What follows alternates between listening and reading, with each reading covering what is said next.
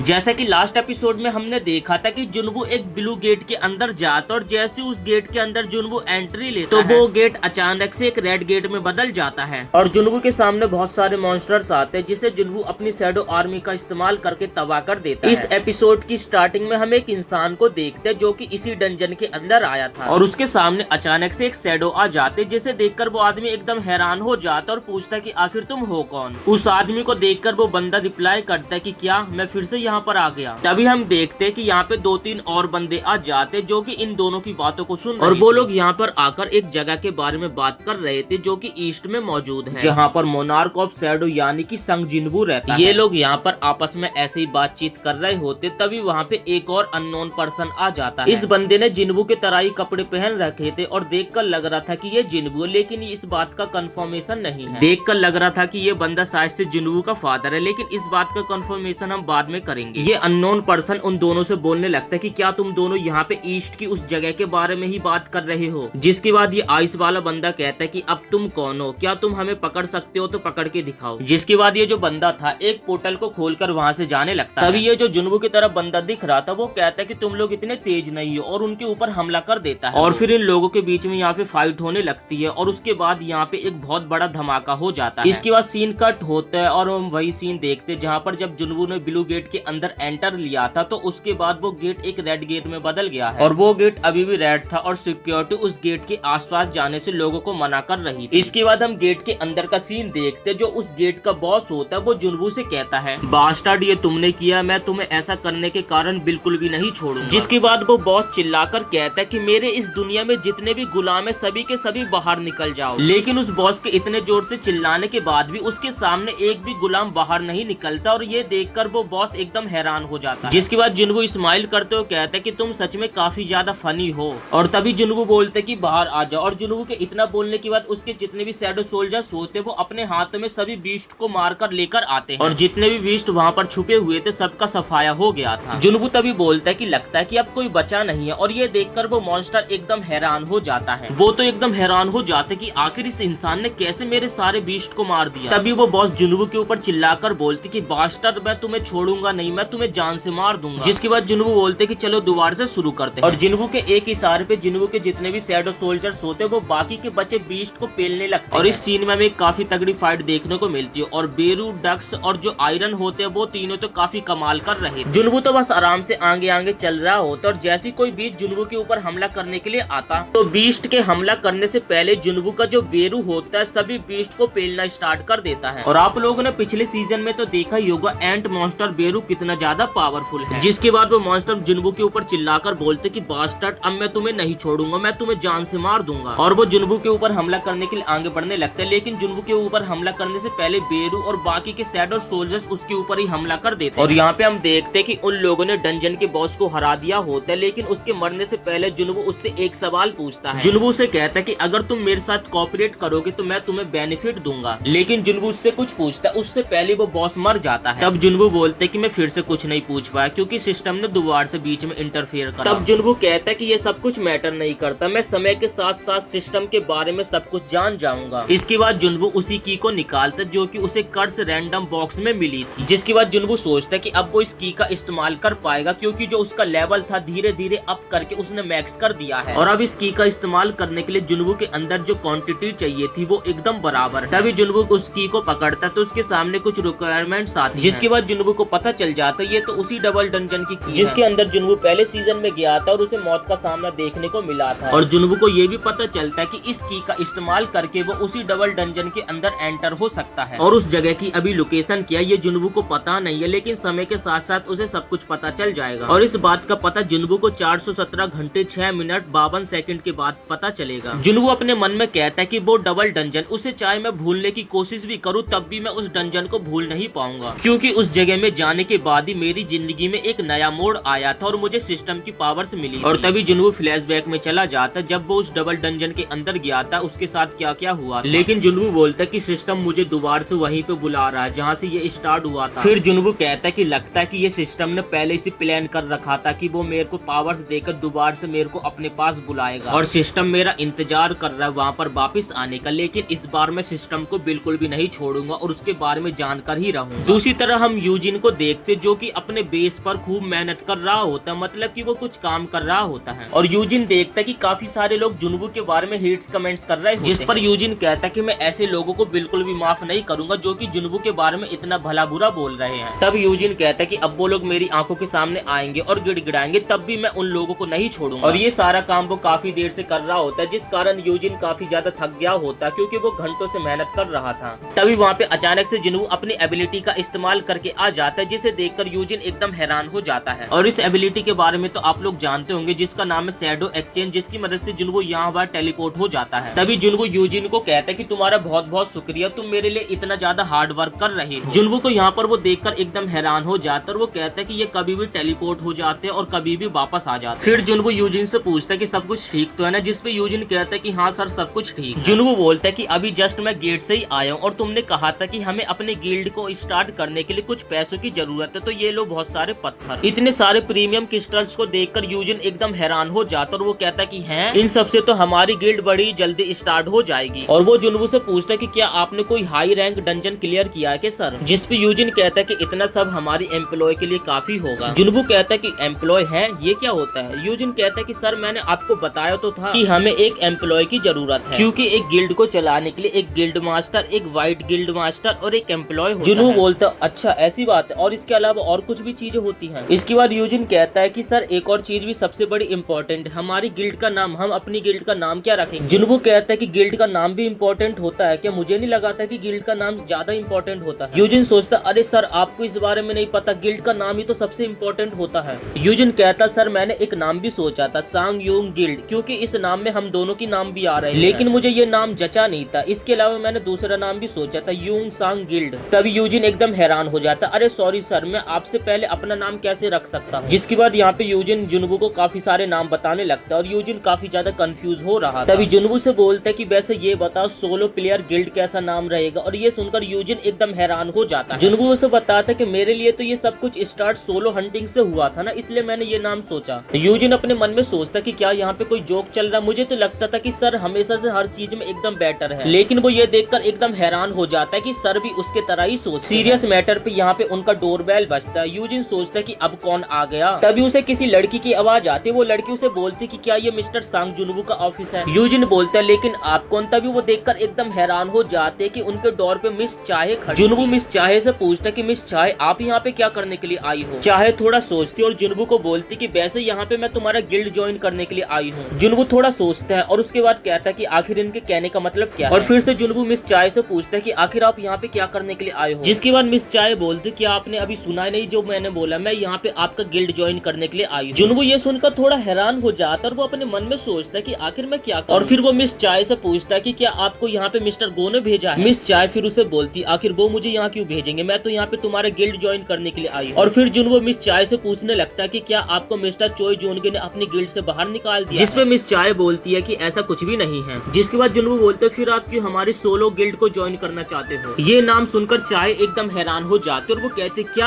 आपकी गिल्ड का नाम सोलो प्लेयर गिल्ड है? जुनवू कहते कि क्या इस नाम में कोई प्रॉब्लम है कि वाइस गिल्ड मास्टर और मैंने इस नाम को रखा है? यूजिन चिल्लाते हुए कहता क्या सर सोलो प्लेयर गिल्ड आप इस नाम को अपने गिल्ड को देना चाहते हैं? और मैंने आपको कब हाँ बोला कि ये नाम एकदम सही है? जिसके बाद जुनवू यूजिन को कहने लगता है कि जब मैंने तुम्हें ये नाम बताया था तुमने कुछ रिस्पॉन्स नहीं दिया, जिससे मुझे लगा कि तुम्हें ये नाम एकदम सही लगा अपनी गिल्ड के लिए। जुनवू यहाँ पे समझ जाता है कि बहुत ही ज्यादा कंफ्यूजन चल रही है और वो अपने माइंड को शांत करके मिस चाय की तरफ देखता है। और यहाँ पे जो मिस चाय की हार्ट बीट थी वो जुनवू को काफी तेज तेज धड़कती हुई सुनाई दे रही थी और वो काफी तेज तेज सांसें ले रही है और अपने आप को शांत रखने की वो पूरी कोशिश कर रही है। सो ऑलराइट गाइस, आपको ये वीडियो पसंद आई होगी। वीडियो पसंद आई तो वीडियो को एक लाइक करके चैनल को भी सब्सक्राइब जरूर से कर देना और आपको जल्दी सीजन 3 का एपिसोड 2 भी देखने को मिलेगा और उस एपिसोड को देखने के लिए चैनल को सब्सक्राइब कर देना।